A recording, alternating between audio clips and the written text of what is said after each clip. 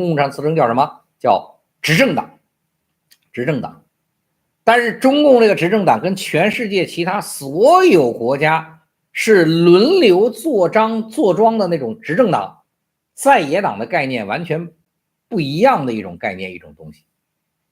中共应该管自己叫独裁政党，这是他的标准写明，它不存在于执政党，因为中国就没有跟执政党对立的在野党这个词儿。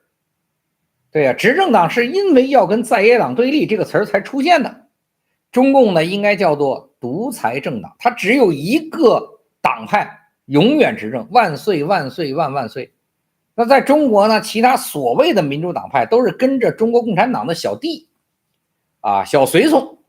没有什么出现什么竞争啊，什么再也不存在。但是中共呢，对外也得称自己叫执政党啊，英文这个词汇是一样的，他是不能坦诚自己是一党专制的独裁政党的。他要用这个执政党的词汇，跟全世界名词是一样，但含义不一样。这样的词汇在潜意识里，它不光模糊中国人的概念，它也在模糊全世界的概念。中共一发表，包括外交部啊，中共作为执政党，好像中国还有民主选举这个概念存在，好像中共还有在野党存在一样，都是这样子的啊。包括中共建立的这种司法体系，什么公安局、检察院、法院等等。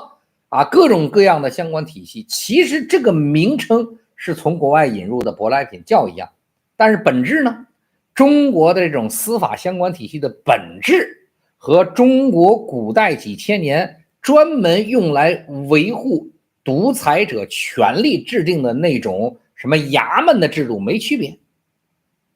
所以你会发现中国的我们叫政法委领导的体系叫公检法、政法委、纪委、监察委。你说把这个作为一划分，全世界你找不着，全世界你找不着中国这种的。管公检法这叫政法委，纪委、监察委这是干嘛的？你在过去能找着，你突然间发现原来这三个部门跟刑部、大理寺、督察院的作用特别像。刑部就是政法委，大理寺就是纪委，督察院就是监察委。这个有意思。对，中国只是从国外汲取了相关的名字，在法律上取了相关东西，但是它的体制是一个维护封建机制几千年的体制，没变过。所以由于它要维护的是一个皇权机制，所以它采取维护的制度也跟全世界其他不一样，名字也叫公安局、检察院、法院三权分立，实际上它不是，这只代表了政法委，代表了刑部。那么还有一个呢，还有一个就是大理寺，还一个是督察院。对，过去古代大理寺就是纪委管官的，督察院就是督察的，一样的。然后很多这种中央领导小组带执法能力的领导小组，就是由司法部门、武警、军队参与这种领导小组这种小组外放出去，你突然间发现它的功能跟什么东厂、西厂、锦衣卫特别像。对呀，什么皇权什么什么什么特许是吧？什么先斩后奏都是这样的。所以呢，就是中国很多事儿，我只举了一些政治上的机构，就是很多东西在表面上叫的名字、做的东西，好像是走了世界的潮流。但实际上呢，这些东西呢，把遮羞布一揭，它的作用跟全世界创建这样的机构的作用根本就不一样。所以中国的法律体系就包括公检法在内，公安检察院法内，他们这个机构根本行为还是皇权意志，就是独裁者意志跟潜规则博弈出来，最终让它给你产生个结果。都是一样的，跟所谓国外的什么法治区别没关系。不是法治，就是这个建设体系的名称一样东西没关系，而是按照中国几千年独裁机制演化过来。对，包括我们所谓的商业市场这一边呢，是在一个全民所有制大帽子下的央企国企，这是民企外企。你说国外有没有国企？有啊，美国也有国家的国务院下属企业，也有民企，地位绝对是一样的。但中国不是，中国都叫法人，商业法人、非商业法人、商业非法人都叫企业，但是央企、国企、民企、外企是有显著差距。全世界对于做生意的人几乎都是一视同仁啊，所以商业这种单元在商业市场中的作用待遇一致，在中国完全不一样。中国所有能做起来的也叫公司，也叫企业，人家是在市场中靠挣钱做起来，中国一定靠关系做起来的。这个讲过很多次啊，马云呢、曹德旺，中国就没有任何几家，中山站没有任何一家企业是不靠深厚的背景关系、政府关系做起来的，不存在。任何企业只要能做起来，全都是极端深厚的政府关系，从来没有例外啊，只有显象白手套跟潜在白手套的区别，哎，它也不一样。所以国外呢叫企业，中国应该叫政治商业单元，对。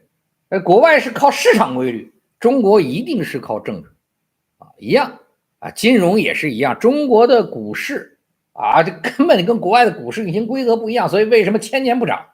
中国的公募基金、私募基金也不一样，中国的保险名称跟全世界一样也不一样，内在的规则都不一样，而且特殊到什么程度？中国的股市，甭管是主板、中小板、创业板，你看，同样也是社会主义国家，那个越南。它的胡志明证券交易所 HOSE 和河内证券交易所 HNX， 他们的内在规则你发现跟西方的股票交易市场规则很像，也会超级涨，也会这个那个，但是跟中国还是不一样。中国叫政策市，里面都是被操控的，被政府政策操控的。所以中国的这个股市，名字叫股票交易市场、证券，跟全世界都不一样，跟社会主义国家也不一样啊。在政治打所有的主体，所以我讲这么多意思是什么？就是在中国大家耳熟能详、经常能够看到的，比如说概念啊、单位啊、项目啊、事件啊，中央电视台发的叫评论，自由评论，但是它名字跟全世界可能很像，内在的运行规律跟全世界不一样，只是取了这么一个名字一样而已，完全不是一回事啊！跟大家说。包括人工智能也是一样，中国的人工智能啊，算法跟别人不一样，中国的人工智能跟全世界也不一样，对，也不一样啊。甭管你是叫什么东西也好，对吧？过滤也好，渗透，中国的人工智能，人家国外的美国的人工智能，对吧？它得授权啊，意大利得授权，能够采集意大利相关的什么什么公开的信息，法国能够授权。然后采集完信息进行评述，中国的人工智能那老牛叉了，对吧？在人家人工智能之上出的结果给你建立的人工智能啊，所以这个才是真正受影响的地方啊。好吧，那就这么着啊，那今天就讲那么多。再次祝大家我们的小龙年啊，蛇年新年快乐，阖家平安，心想事成，好，一切都顺利啊，好吧。谢谢大家啊！谢谢大家花时间听我瞎逼逼，谢谢大家，祝国内的朋友睡眠睡得香，海外的朋友心想事成，谢谢大家啊！再见，再见。